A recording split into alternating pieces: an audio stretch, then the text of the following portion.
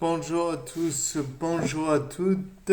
C'est Baldum pour vous parler aujourd'hui d'un nouveau Séparant Succès avec comme sujet la cobalaminE. Donc la cobalaminE, grossièrement, c'est la vitamine B12. Elle est hydrosoluble, donc voilà.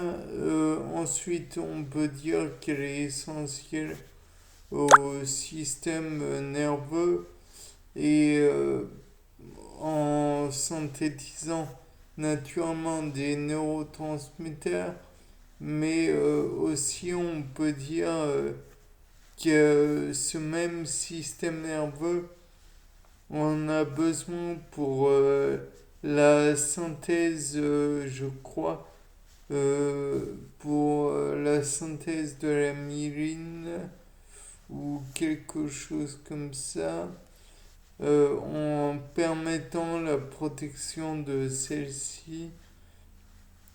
Donc les personnes étant atteintes de sclérose en plaques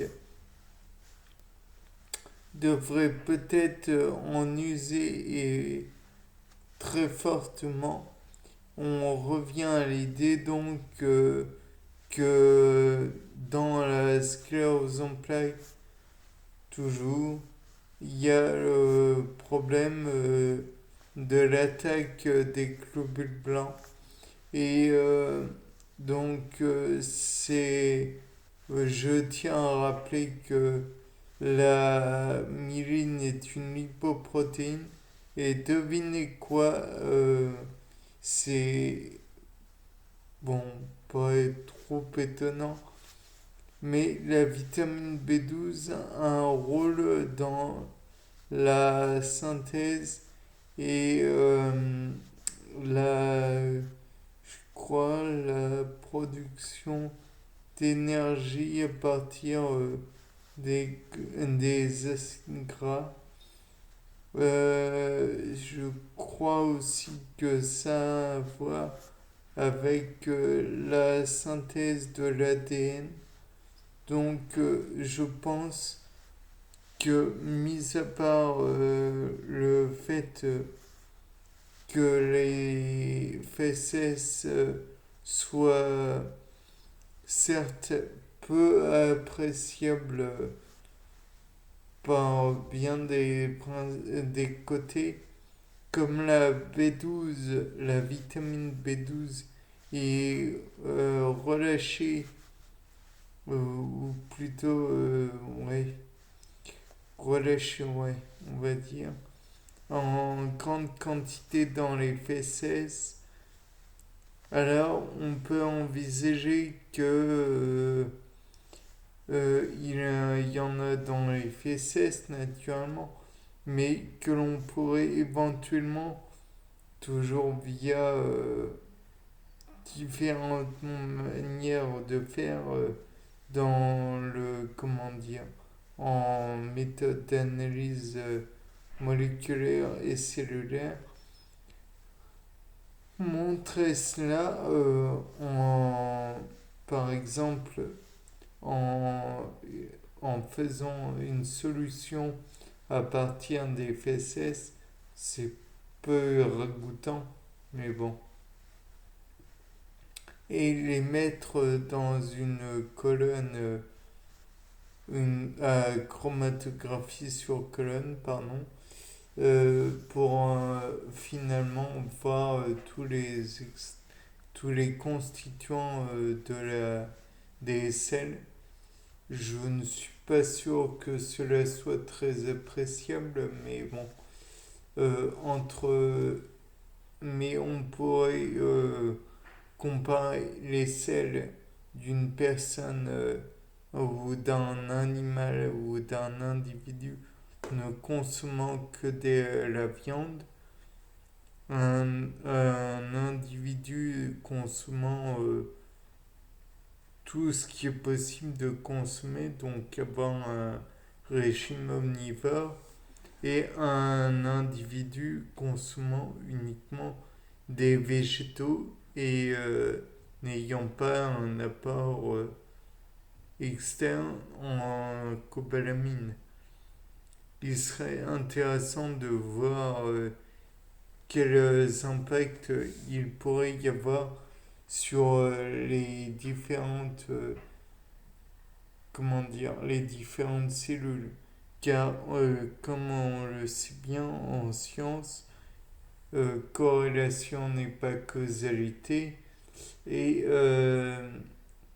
peut-être pourrait-on avoir déjà un, une évanescence d'idées comme quoi si la quantité d'acide désoxyribonucléique est impactée en même temps que la quantité de vitamine B12, peut-être que ça pourrait en faire envisager la, l'utilité de la vitamine B12 pour la synthèse de l'ADN.